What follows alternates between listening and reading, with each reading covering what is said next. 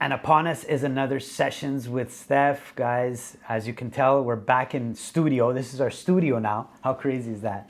And actually, the crazy thing is we have, weird, but we're going to have multiple different places where we're going to be at. So our background is going to change all the time. This is our official studio, but we also hooked up with a hall, a little reception hall that graciously offered their space. So it's going to be a lot of fun. We're going to do some performances there, some podcasts there, all of that stuff. Welcome everybody back to another session. Hi Lisa, how's it going? Very good, you guys. Good. As you can tell, I have an amazing guest coming right up, which as per usual, we don't give away the guest right away. You might know her, you may have seen her performing somewhere. Fantastic vocalist. We don't give it away right away because we get into our sponsors. To start off the show, and a quick drink just to say hello and cheers. Cheers. There you go. So let's go back to our sponsors, because without them, there's not much happening. We need our sponsors. They keep the lights on, and we love them. So we're going to get into it's a new sponsor, which is great. For some reason, real estate agents love us. and we've got amazing real estate agents that work with us. And this is a new one that I know he works all over the city. Montreal is his playground. Residential for sure. I would imagine commercial. He doesn't do commercial. No, residential. He really likes to take care of the customer with their personal homes. His name is Robert Boutros. So an amazing real estate agent. Lisa has his information. Yes, so Robert Boutros is actually working the last decade in sales, hospitality, construction, and home renos. So he has a passion for architecture and design, which I believe would make him an ideal broker.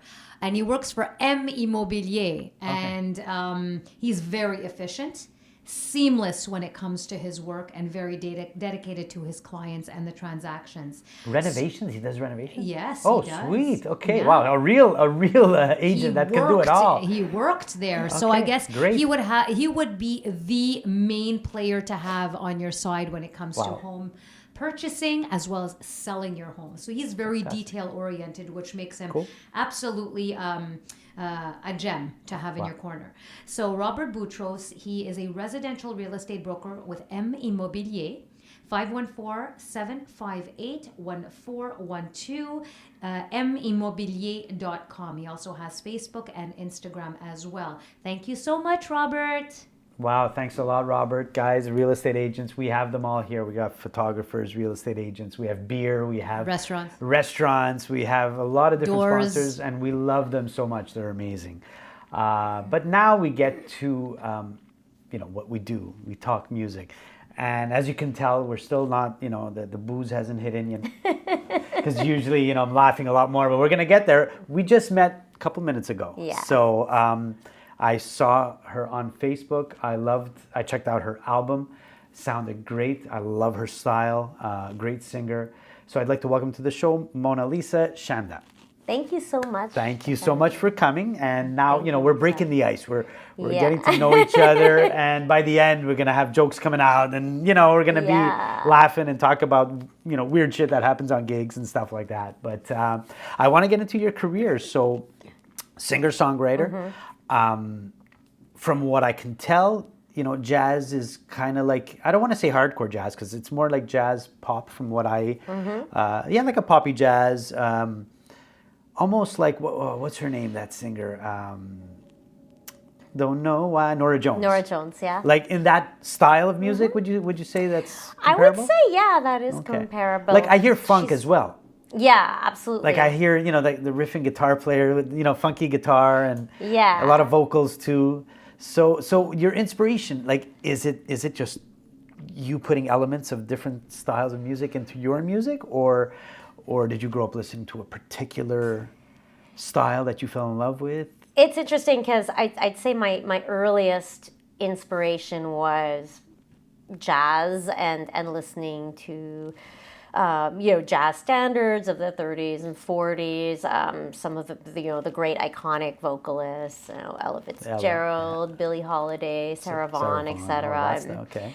listening to my mom's kind of collection of, she was a big jazz head. Okay. And so, and then my mother also German, so another big influence for me was the Berlin Cabaret. Okay.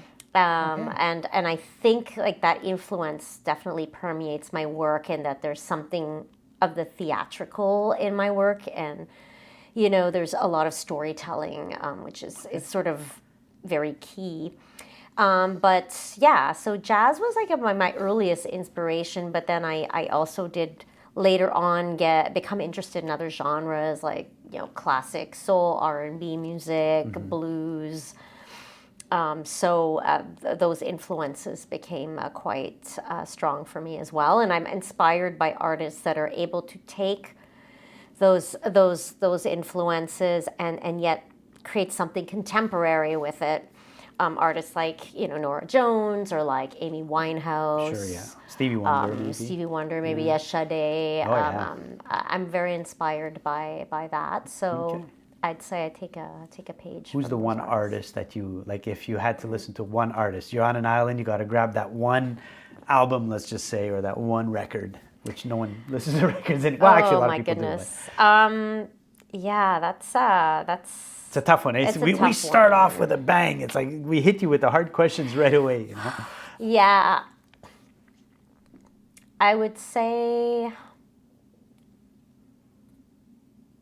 Yeah, it's hard for me to pick just one. I know, that's the hard part. What if you can make an definitely album? You mentioned Stevie Wonder. He is somebody who I really admire, and Prince. I grew up listening to Prince a lot, Stevie Wonder a lot. Like, I find that you're exactly right in the middle of Nora Jones and Prince. Right? I hear both elements in it. I hear it in your music. So, well, I mean, before we get into how you started in the music business. Another artist that was like a big influence for this record was, Bill Withers. Oh, yeah, of course. Because there's a bit of a rootsy element to what he does, which, this blend of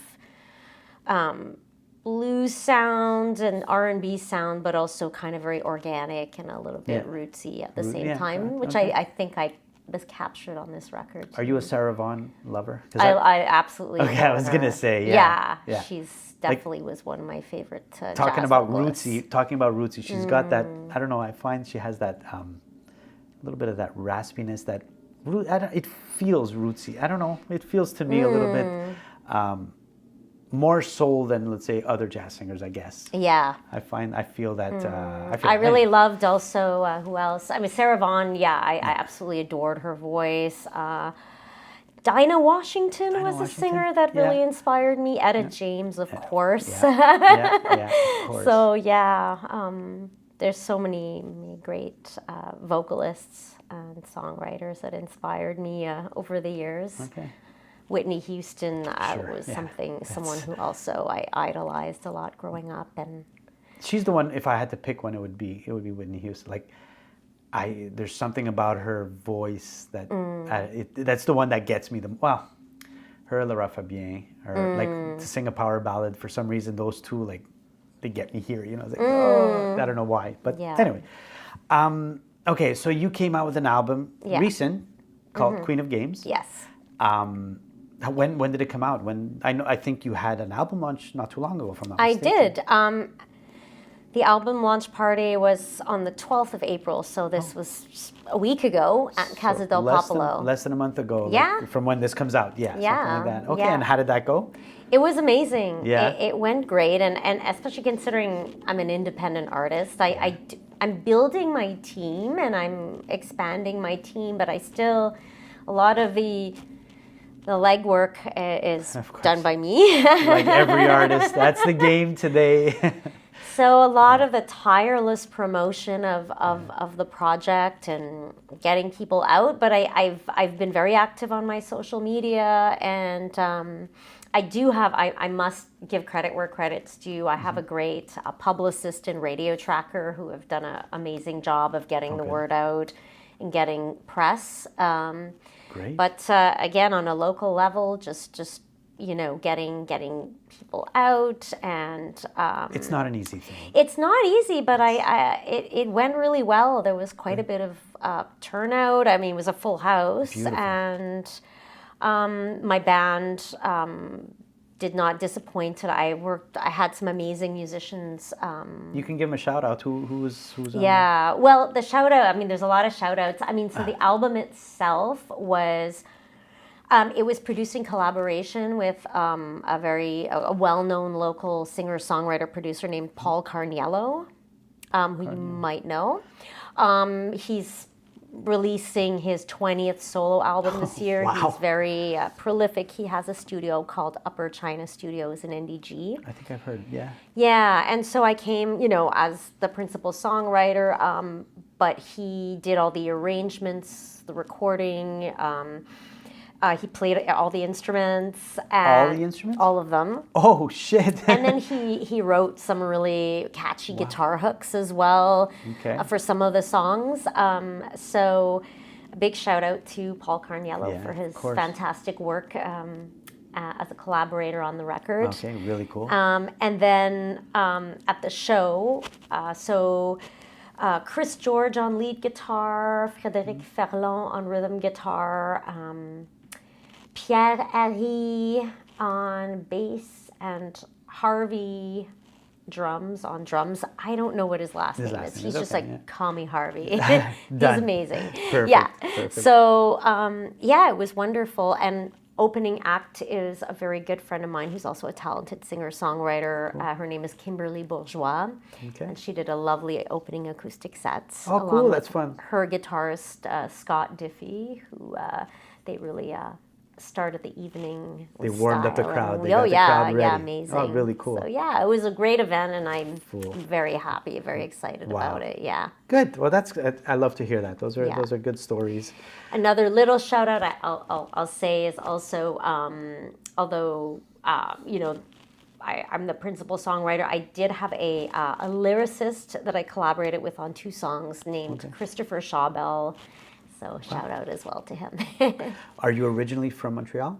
I'm from Sept-Îles. Oh, wow. On the North Shore of Quebec. Yeah. Yeah, that's not close, is it? No. It's like a 12-hour drive.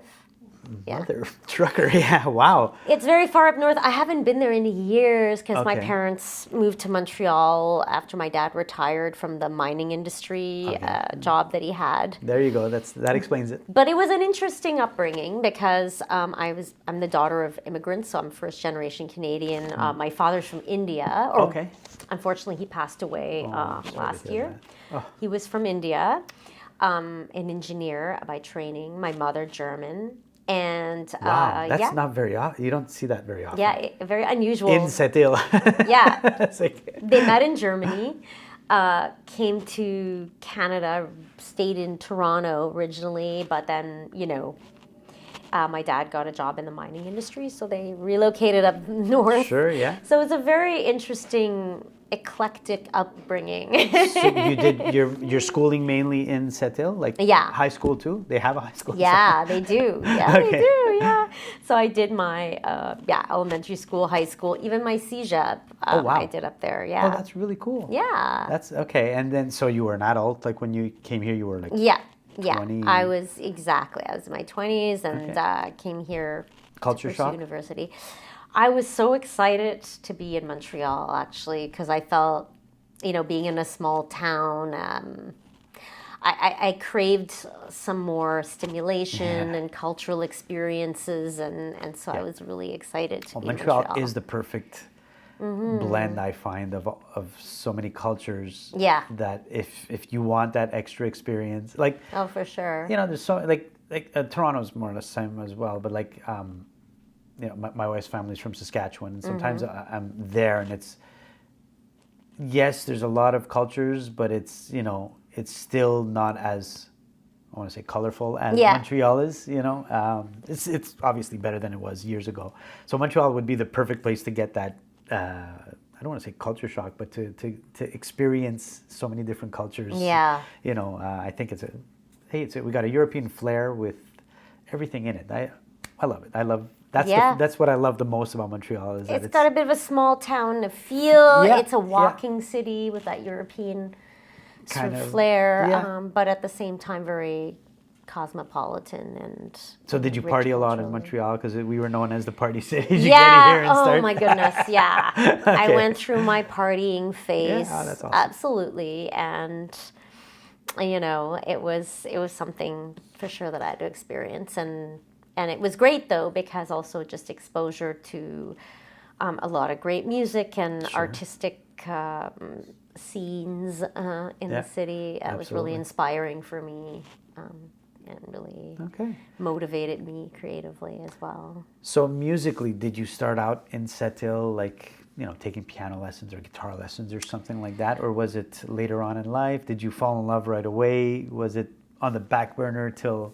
Yeah, so I always had a strong interest in music, and like I said, especially jazz, vocal jazz, I was captivated at a very young age, and I found myself trying to sing these standards in the garage or whatever.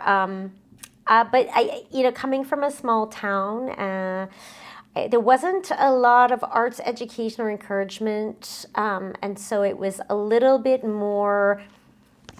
There was a bit of a push to do something practical, and Gotcha. so Yeah. something that would be a little more stable. I happened to be really good at science, and I enjoyed it. I had good grades, so then it was sort of like I've sort of gone back and forth throughout my life between music and art and science. So when I came to Montreal, I was in the arts, and I was studying art and visual art, Visual art, and yeah. also making music. And then I ended up going into neuroscience. Okay. It's a lot. It's an interesting trajectory, but I ended up actually doing academic research on the neuroscience of music. Oh, wow. And Okay. So that's yeah, really that was cool. something that I did for a number of years. A gentleman, my mentor was a researcher by the name of Daniel Levitin, Dr. Daniel Levitin. Okay. I don't know if you've are familiar, but there was a New York Times bestselling book called "This Is Your Brain on Music." Oh, And he's the author of that book, and he's a prominent researcher on the neuroscience of music. So wow. and he was working out of McGill University, Okay. psychology. So I actually did my PhD in neuroscience at McGill, and then I worked in his lab researching sort of the neurochemistry of music. So what That's happens really cool. neurochemically in our brain that makes us experience pleasure when listening to music, or what makes it so therapeutic, and how does it Wow. impact us I mean, that's a emotionally. podcast on its own, but Oh, yeah. is there I mean, obviously it's not Yeah. that simple, but So, I published some papers with him. I did some academic work in that area, but and it was tremendously rewarding. But I ultimately still felt the pull towards actually creating music myself, and so then I sort of moved back towards working on my music projects. Sure. And today, I'm very active musically. I did release a couple of EPs before, and I did some. I worked as a professional singer, mainly like jazz, locally. But so I've been focusing very much on my music career these past few years. I still do scientific work, but more writing communication. So it has a sort of a creative element to it. Yeah, absolutely. So, I wear those two hats, but I'm definitely, very focused on my On the music music. projects. Do you feel that it shapes you as a musician too, knowing the psychology of what, all of what you studied? Do you feel it shapes you into what you write? It's interesting. I feel, strangely, it doesn't affect my writing ability in the sense that I'm very intuitive in my approach. I don't necessarily sit and go, okay, I want to evoke this mood. I'm not very scientific about it. Gotcha. But it does give me a real appreciation and an awareness of the healing power of music. And I definitely, I feel, especially with this last record, I feel like it was part of my healing journey through a difficult time in my life, during the pandemic and thereafter, where, I dealt with some personal loss. And the one thing that was really helpful in working through those difficult emotions and dealing with that loss was the songwriting process and the process of making music. And I definitely it helped me put into practice what had previously been more academic, Gotcha. Yeah. So, I mean, was all the songwriting, like, was COVID the catapult to, like, get it done kind of thing? Or, because a lot of musicians, that happen, right? Everyone's gigging, all of a sudden it's like, what's going on? We're not doing anything.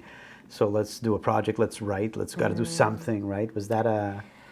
I think it was sort of in the aftermath, like at the tail end of the pandemic. So when it first hit, I think, like everybody, I was a bit in shock, and you're like, what's happening? And it was very, very disorienting and very, isolating. And there was definitely the sense that the world had changed and we're not going back to the way it was before.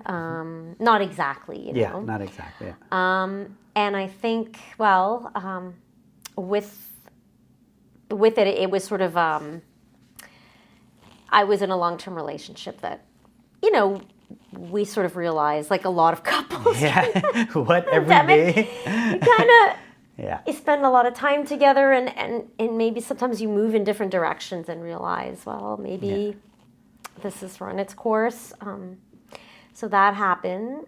Another thing that happened, again, because of the impact on health, unfortunately, my mother was diagnosed with dementia. She had a cognitive decline, and that was very difficult. That's super difficult, yeah. So, and interestingly, the one thing that I was able to do to remain connected to her, because it was very difficult after, she started experiencing the decline, it was the one thing that bonded us still was our love of music, because she's the one who introduced me to a lot of the jazz and cabaret music that inspired me.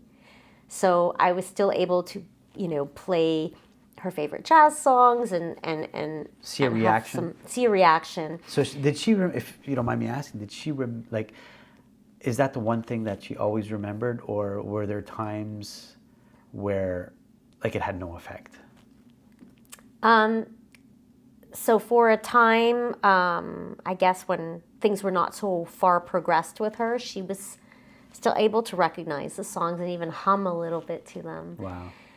Okay. So it, so music was something that helped combat those feelings of isolation, and that is something unique about music, that because it activates so many regions of the brain, it recruits so many pathways that it can somehow help to activate those memories. And so it's a great therapy for people with a lot of neurological conditions that might otherwise have difficulty functioning. It can help bring them in touch with who they once were. And I noticed the same thing. My grandmother went through the same dementia, and at the end and towards the end, she didn't recognize anybody.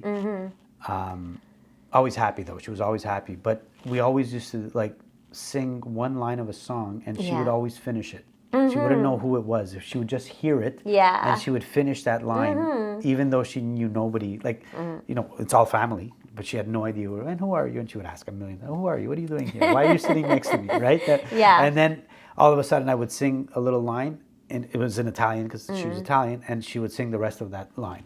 And it always came out. And and that's why I was asking, I wonder if it's always, if the brain kind of holds that I don't know, man, if music just stays there. Yeah. I was hoping that maybe it always stays there. Like, if ever I have it, if I can fucking sing a Zeppelin song and never forget it, I'll be good, or anything, depending whatever, because it evokes a lot of emotion.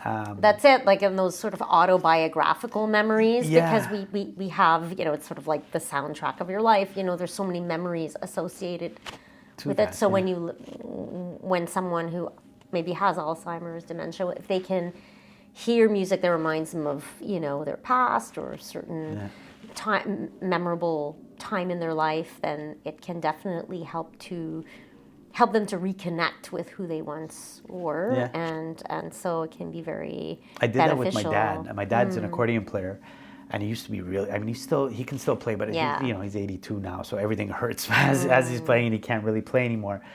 But years ago, we videotaped him filming all his pieces that were pretty difficult to play, because now he can only play the easier ones and he's slowed down. But it's on video. Yeah. And he kept it for him. Like he did it for him to remember when he was able to play it properly. Now he can still play them, but he feels, as a perfectionist, he feels like he doesn't want to show the sloppiness, because it might be a little bit sloppy because the fingers are a little bit slower and stuff like that. So he wanted to keep it as a memory, but the minute he hears it, I see the smile come up all the time. So it's a hell of a. I guess if you have to pick, as a musician, you got to pick another side hat. That's pretty awesome that you went into studying the effects of music and what it does to the brain and stuff like that. So hats off to you. That's fantastic. Thanks. That's amazing. Yeah. So were you singing? So when you were in Setil, was there music in your life? Were you playing the guitar, kind of singing songs in the house, looking for gigs? Or No, not so No? much. I mean, I was part of some choirs and glee clubs and at my high school. So I did do some musical performing, but for the most part, and I did learn guitar. Yes, I was taking guitar, and I started out with some Spanish classical guitar. Cool. But then I somehow got bored of it, and I discovered like some of these like song books my parents had, where I could learn like 60s like tunes by the Beatles and Mamas and Papas and Bob Dylan, and I was sort of learning those, and I would say it was something that at a certain point I kind of sort of then got kind of not really sidetracked, but kind of pulled into that more academic science direction, because it was maybe encouraged a bit more. Yeah. And I did enjoy it, and I happened to be good at it. If I would have been terrible at it, then it would have been like, oh, well, I guess I What am I have to doing? be an artist, because what else am I going to do? But it's maybe a blessing and a curse that I'm able to do both well. So That's great. I got encouraged. My dad's an engineer by training, and he's like, "Oh well, stick to the sciences. You won't be starving." He's not wrong. He's not wrong. So it was. But then when I came to Montreal, I did. I studied visual art, because I am also. I don't paint much anymore, but I was very much into visual arts and painting, and so I did do a degree in that. And I've worked even in graphic arts and graphic design for a while. Wow.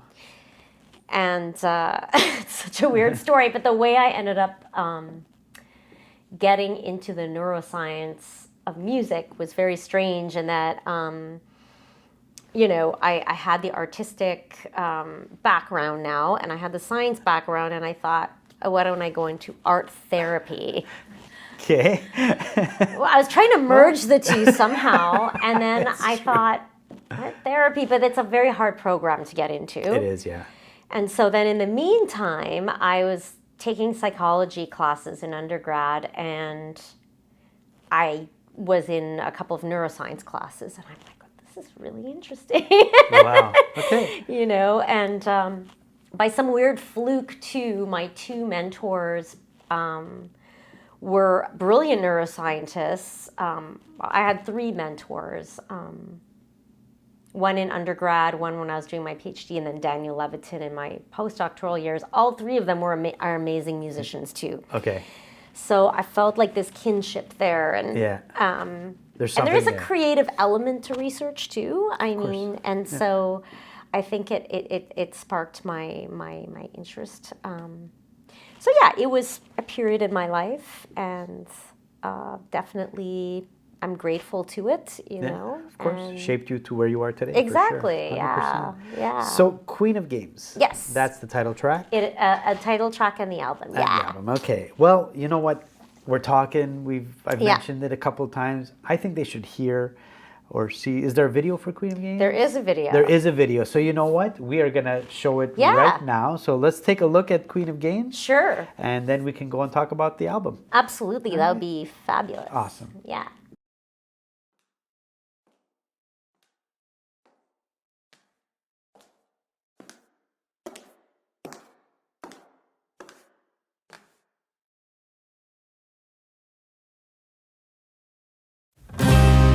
Thought I'd play into your hands because we had this little dance. The grand seduction is my art, so better guard your precious heart from the Queen of Games, your lover for today. She always knows the score. You tried to tame me with your love, and be the man I'm thinking of.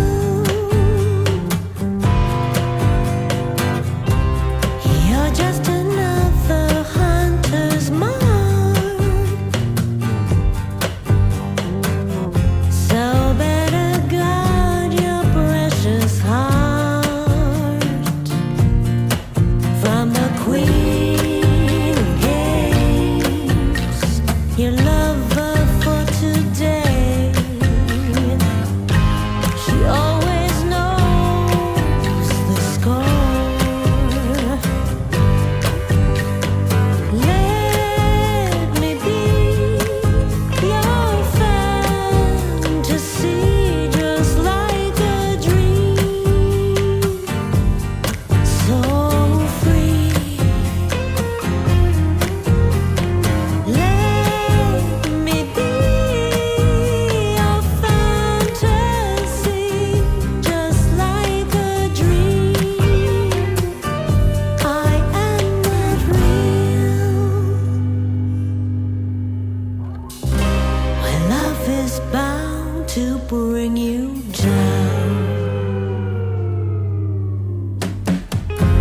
because I'm meant to wander around, more bitter than sweet when we're apart. So better guard your precious heart from the Queen of Games, your lover for today. She always knows the score.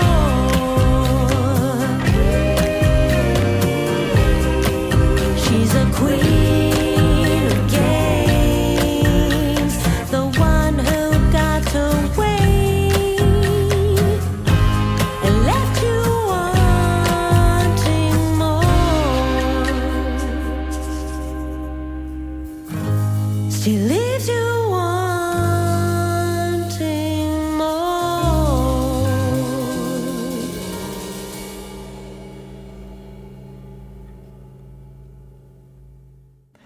And that was Queen of Games. Fantastic song, title track. Did you? So was that song the first song written kind of thing or recorded, and that's why you went with that? Like, was it already pre-planned, or did you record the album and you said that's the one I want to It's really interesting because it was not the first one recorded. It was one of the early songs. It wasn't the first song I wrote for the album when I started, near the end of the pandemic writing for it, but it was definitely one of the earlier ones. And just the character of the Queen of Games was just something fascinating and inspiring, and it embodies like the general vibe of the record. Okay. In the sense that all the songs are a bit about how, we all kind of long for love and connection, and at the same time, there's often like the fear of the vulnerability that it requires of us. Yeah. So there's a bit of that dance, right? And the Queen of Games character, she's kind of this character who embodies that, in that, she's obviously very seductive.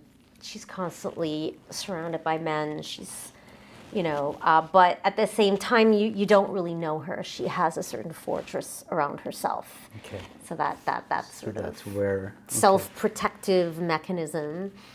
And so, so I just felt like it embodied that message that kind of was a bit of a theme in a lot of the songs. And the theme okay. Yeah. So that was the one that had, like, every song had a bit of this. A little message. bit, Okay. yeah. So there's a Okay. little bit of that element to a lot of the songs that explores that Okay. tension, Yeah, well, that's life. It It is, is the yeah. truth of life. That it always happens, right? Yeah. No matter how long you're with someone, there's always something there's one part of it. Like, you could be with someone for 40 years Yeah. or whatever.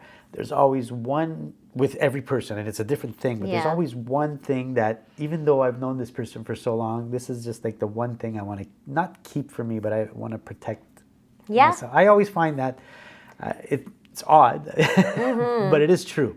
So there's a lot to what you're saying in the song. So it is Mm-hmm. true. You kind of, give yourself, but then there's always a protective barrier. Yeah, there is. Yeah. Always a little something, Mm-hmm. So now, was that when you did your album launch, was that the first song that was played, or was it the last? It was more near the end. So the sort of singles, like Professional Victim was the first single, and then Queen of Games, those were a little more near the end. Near the end. And so Professional Victim, you mentioned you have a video for that one as well. I have a video for that as well. Well, yeah. at the end, as we were saying our goodbyes or whatever, we'll Yeah. have that video playing at the same time too. So we Great. can, they can get a Amazing. chance to get more of an idea of what the album is, and hopefully they will, people will go, and I'm sure they'll check it out, because it sounds good, it sounds great. I like the vibe of it, so I like your voice sounds great. Amazing, yeah. It's original for sure, absolutely original voice, and great. The music's original too, so it's all good. Something to you. check out, absolutely. Would you say that Mona Lisa is going to come out with another album? Like, you have the songwriting bug and you just want to keep writing? And Yeah, I find I'm always hit with ideas. Like, I always have a song somewhere kicking around my head. Like, do you go home and, like, you'll say it in your phone or something, Yes. the idea, then you get home, and do you take the time to finish a song, or do you put a chorus together and then let it sit and see if another idea, what's the process? The process is really, it comes to me, it falls into my lap. I don't ever really sit in a formal way, like Yeah, at the it's office and go, okay, now I'm going to write This about is this. It really is, usually I'm minding my own business. I'm doing something very mundane. I'm doing the dishes. I'm in the shower. Yeah. And something just pops in my head. And usually I'm like, If it sounds really catchy, I kind of go, whoa, wait, have I heard that somewhere before? Yeah, right. Sometimes you're like, did I make that up or did I not? I'm not even sure. But then yeah. usually it is like original, and it's like, yeah, no, I came up with that. And I'm like, oh wow, amazing! Like it's quite interesting. Even like for this album, there were a couple songs. Well, there was one song in particular that I wrote during production. Oh. Yeah, where I just woke up one morning on the wrong side of the bed. I was in a foul mood. I picked up my guitar, and it's a blues song called "Never the Man for Me." That it came to me very quickly, and I just wrote it. I recorded on my phone a kind of sloppy version. I told my producer about it. He's like, well, let's hear it. I played it. He's like, that's a really good song. You should put that on the record. I'm like, okay. Oh, that's really cool, though. But that's. So a lot of times, the ideas come to me. Oftentimes, I don't even use the instrument. I just sing it a cappella. And then afterwards, I grab my guitar and then I chart. I create a chord chart and I work out the progression that I think would fit best with that melody line. And cool. Yeah. Is there another will you be performing the album again at some point? You're still gigging around. When you gig, do you do a mix of originals and covers? Is that? Yeah, so I think, for sure, mixing, at the launch, it was pretty much all originals, but I did end up throwing in a cover at the end because people were asking for encore, and I'm like, let's do let's this. do cover. But I mix some kind of,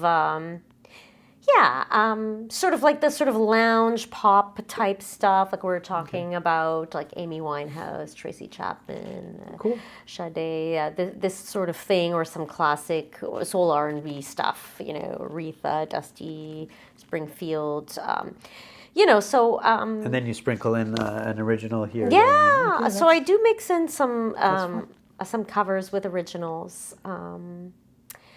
But definitely, I definitely feel more of a pull towards doing originals and writing more originals. So it's moving kind of more in that direction. Cool. But it's always good to have a cover under your belt. It's just, you can't, I went to watch Heart a couple of weeks ago. Oh, wow. It was fun. They're so great. They're really good, yeah. Yeah. But, but they played like 3 Zeppelin songs. So it's like, it's like, and it's fun. You're not expecting it. And it's like, oh, that's cool. And just to see their rendition, because sometimes it's nice to see, it is a cover, but I like to see how an artist will interpret it. I find that that's my geekiness. That how did you interpret that? Some of them really pay homage to the original, and others will say, no, I want to make it mine. And I like to see just where their brain is at that level. I don't know why.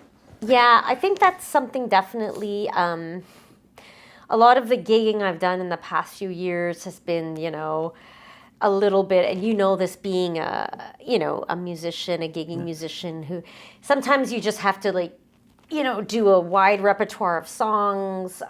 Sometimes you get requests. You don't always have the time to craft it into your own. Sometimes of course. You just have to be very quick and efficient with it. Depends the tune, right? But I definitely like the idea of taking, selecting a cover and really working on your own interpretation. It also depends the gig as well, right? If you're there to make people dance, you can interpret it as your own, but not too much. Exactly. If you sway too far away, you're not, if they're there to see you, then yes, you can do anything you want. Exactly. And this is me, and I'm doing it. I Will Survive as a ballad, and I don't care, or whatever. But, depends the type of gig, of course. So, I want to get into a little game. Okay. It's called First Thought. It's not really a game. I'm just going to ask you certain questions. Oh, boy. First thought that comes to your mind. We've done it on all the episodes. Well, almost all. It's like a way of getting to know you. If I say favorite food. Oh boy, it's hard to pick. I'm a bit of an overthinker, so I'm embarrassed to say, but I shouldn't say it. But I do love popcorn, not with butter, but just like plain popcorn. Well, I love it with butter. So I'm plain. I love popcorn. That's good. That's a good popcorn. one. You know what? I have to say, it is the best snack. It's healthy. Yeah, it's healthy. Yeah. You know why so a lot of my gigs are out of town. I do, not a lot, but quite a few. So there's a lot of driving. And I tend to fall asleep at night when I drive. So popcorn is the perfect snack to keep me awake and not fill me up too much. Because if you start on chips or anything else, it gets heavy. And Yeah. after half an hour of eating, you're full. And then you start fucking dosing even more because you're full, right? Popcorn it doesn't fill Light me. and It's airy. so light and Yeah, airy. And I chew, exactly, you know, yeah. one kernel for 5 minutes and keep Yeah. going, then another one, and it keeps me awake. So anyway, popcorn. Favorite movie? Oh boy. I definitely like a lot of 60s, 70s kind of dark. I'm thinking of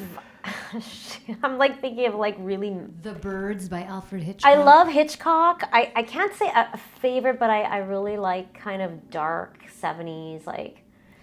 Oh, you're gonna judge me, but anyway, I like stuff like, you know, Straw Dogs by Sam Peckinpah, Deliverance. I do like The Tenant by Roman Polanski, even though he's Wow.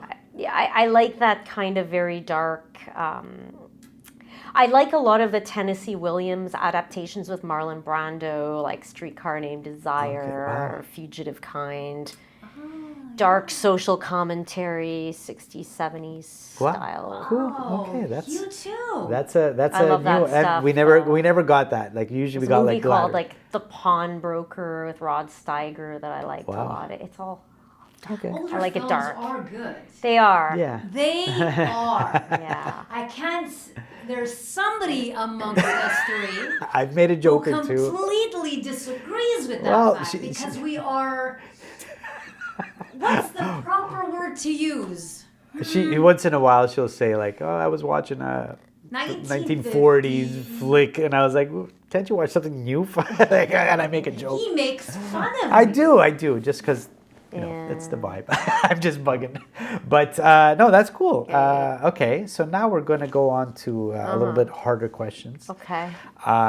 Like if you had to, I know. So I realize that there's no best of all time, but I do it just for the sake of having to pick one and making it interesting. Okay. So let's say best male vocalist of all time. Say I hit you with a big one. Like what? Totally impossible to answer. Hence why I ask it.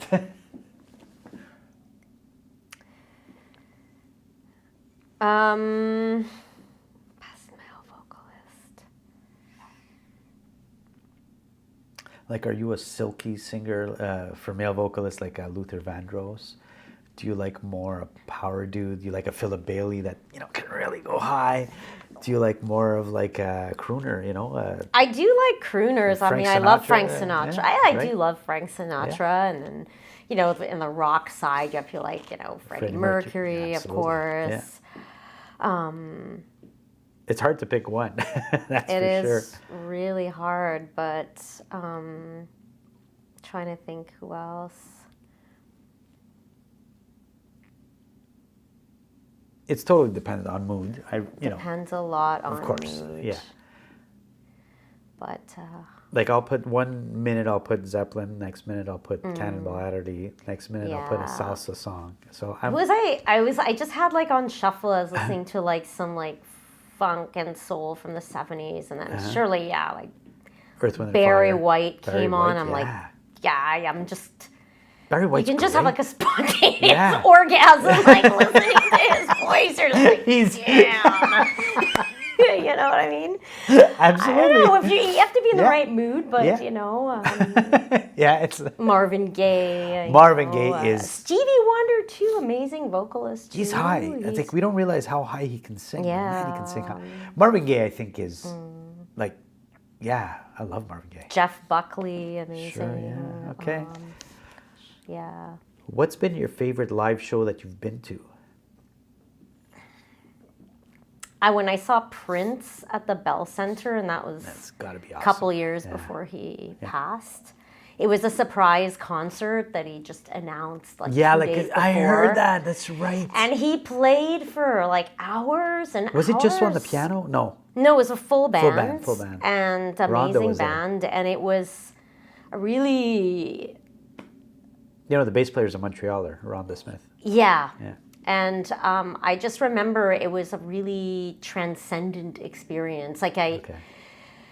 I remember getting there, and you know when you know you're in the Bell Center, and everybody's like muscling in to get their seat, and it's a little uncomfortable, and you're squeezing past people to get to your seat, and you get a sense they're annoyed, and then it was like, after about an hour of him playing, I just at one point I had to go to the washroom, and like the same people that were a little like were just like smiling at me, and suddenly it's like the whole room was transformed. It was quite remarkable. And then we ended up leaving because it was just the concert was going on so long that it was like we didn't have the energy to keep up with him. Wow, Leonard Cohen was also really great to see. I really enjoyed that concert, which is also at the Bell Center.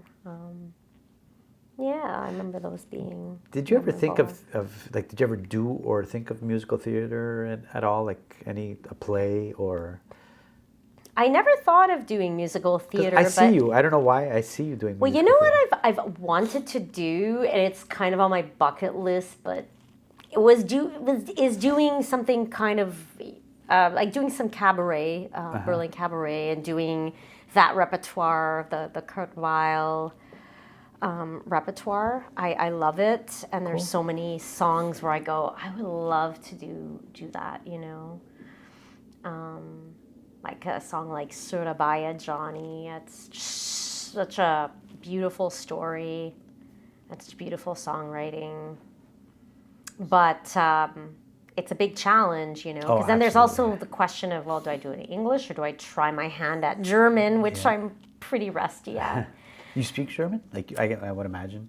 I understand it from my mom, but I'm not fluent. My older sister was born in Germany, and she's fluent in it. Okay. But Was your dad born in Canada, or was he born? he was born in India. He was born in India and emigrated to Canada. Okay, Exactly. so he's first generation. Yeah. So when you say musical theater, I think I definitely have thought about it, at least doing something in the cabaret vein. Okay. Oh, cool. That's pretty cool. Yeah. One little exercise before we go, which is it's a fun one. It's one to laugh. I call it, the segment is called Worst Gig Ever. And it doesn't necessarily mean worst performance ever, but worst gig ever. Like it could be anything. Everyone has a different idea of what a worst gig could be, right? Some of the worst performances are the best because I laugh. Like so I laugh at myself, right? Yeah. When we mess up, I laugh. But I can name you millions of bad gigs that we've had. But what would be any of your experiences? Could be sound, could be a crazy person in the crowd, could be. We've had a lot of funny stories on this podcast. So we always look for the next one to see, any experience that we haven't thought of. All right, let me think. The funny part when I think about it is like every gig a lot of gigs I've done, it's like I told myself, oh my God, like that everything leading up to it, like some of them were very chaotic and disorganized, and I thought this is going to be terrible. But then usually when I'm on stage, I'm like, fuck it. This is fun.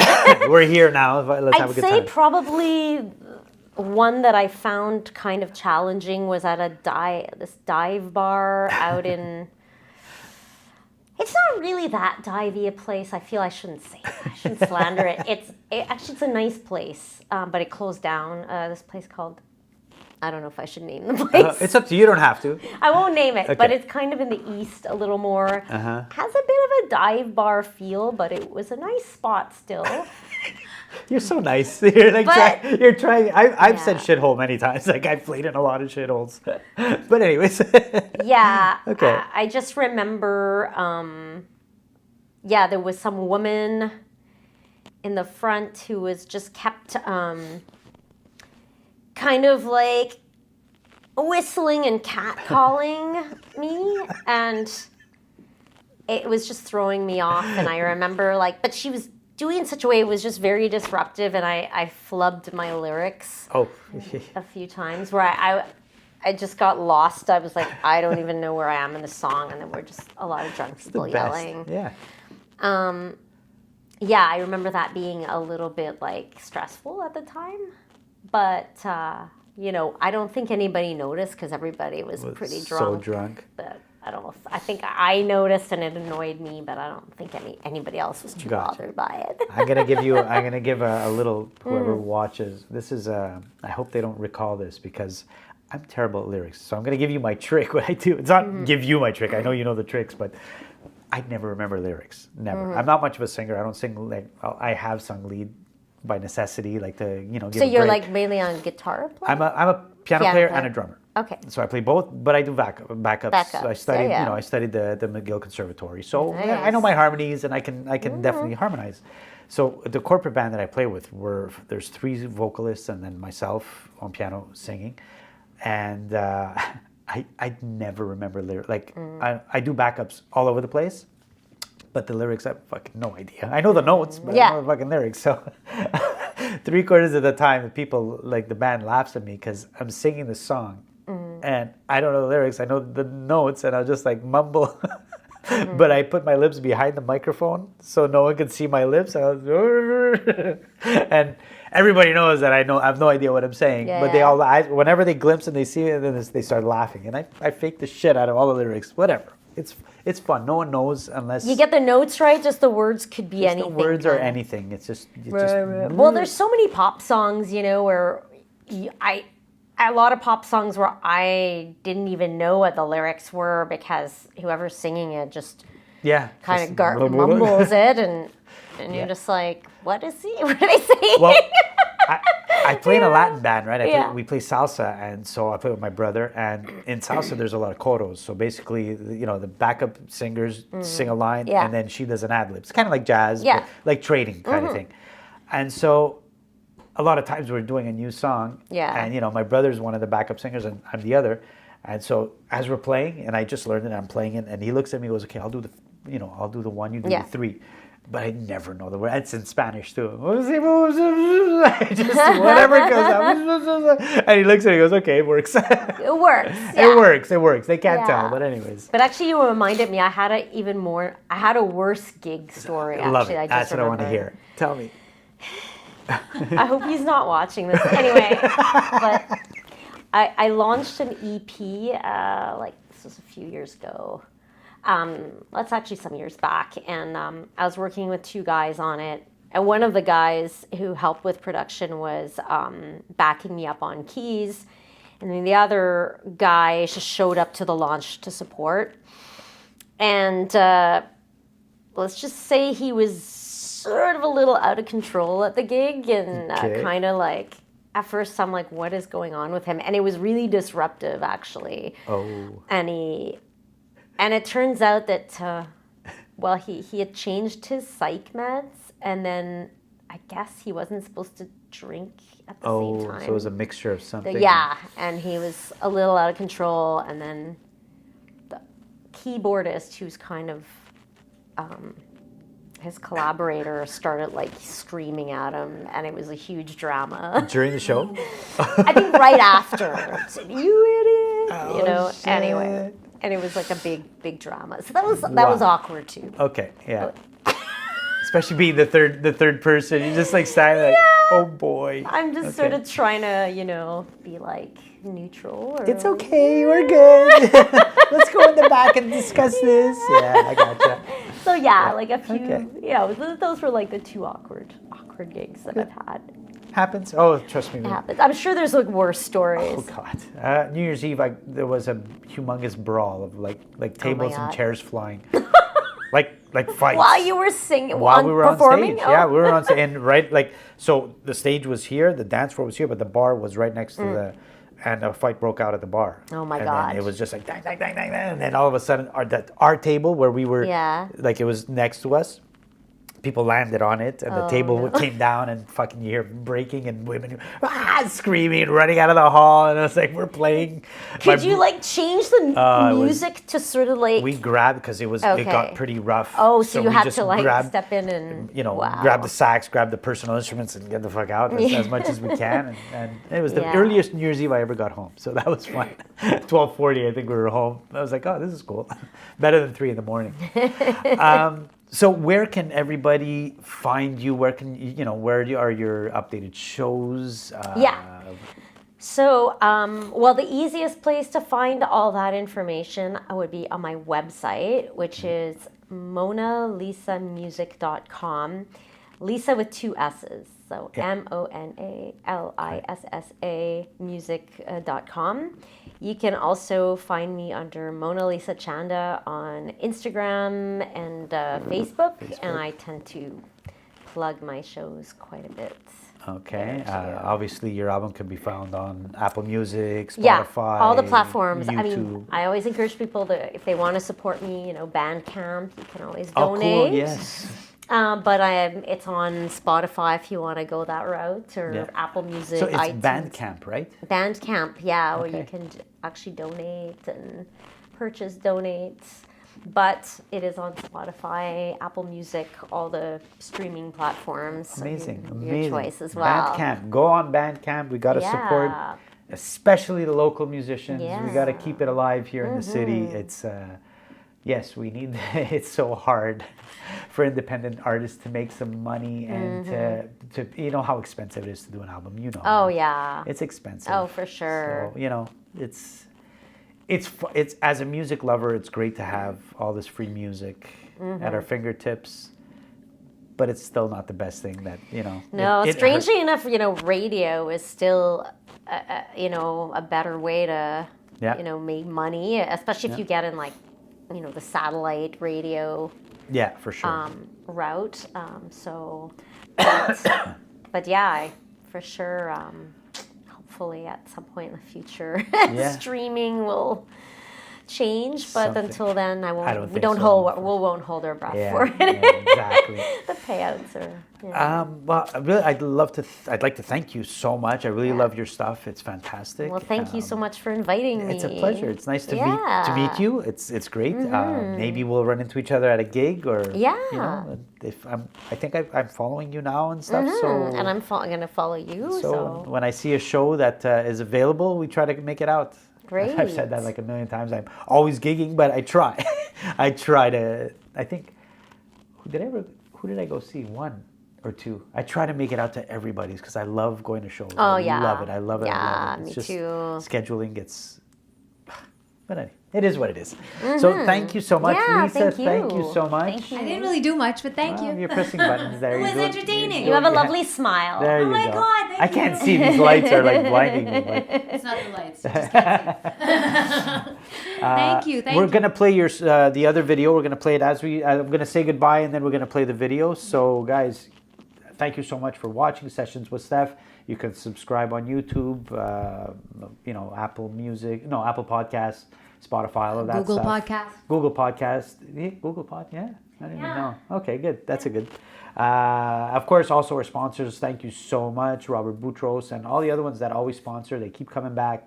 Guys, check them out. If you need a photographer, if you need a real estate agent, a restaurant, check out all our sponsors and then give them a like, follow them, support them as they support us. It's great. So thank you so much for watching, and we'll see you on the next sessions. We are now done.